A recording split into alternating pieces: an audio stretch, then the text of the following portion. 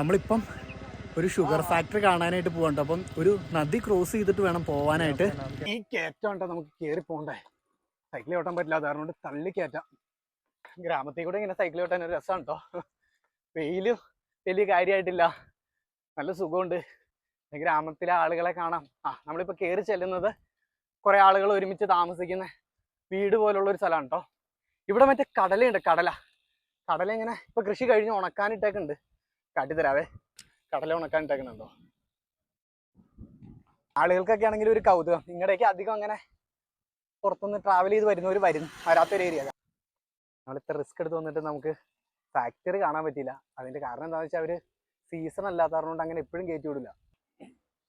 നമ്മളിപ്പോ ഇപ്പൊ പോണത് ജുക്കിനി കാണാനാണ്. ജുക്കിനി എന്താ സംഭവം എന്നൊന്നും അറിയില്ല. ഇതാണ് ജുക്കിനി. 5 स्टार होटल में सब्जी बनाने को जाता है। 5 സ്റ്റാർ ഹോട്ടലിലൊക്കെ കുക്ക് ചെയ്യാനായിട്ട് ഉപയോഗിക്കുന്ന ഒരു സാധനമാണ് ജുക്കിനി. ഇവര് വീട്ടിൽ ചുട്ടതാണ് കേട്ടോ, കുറച്ച് ഫ്രൈ ചെയ്തത്. ഇത് ചുട്ടത് കഴിച്ചു, നല്ല ടേസ്റ്റ് ഉണ്ട്. കുറച്ച് കഴിയുമ്പം ഇത് ഫാക്ടറിയിലോട്ട് പോകും എന്നാ പറഞ്ഞെന്ന് തോന്നുന്നു. കറക്റ്റ് ആയിട്ട് അങ്ങോട്ട് കത്തിയില്ല.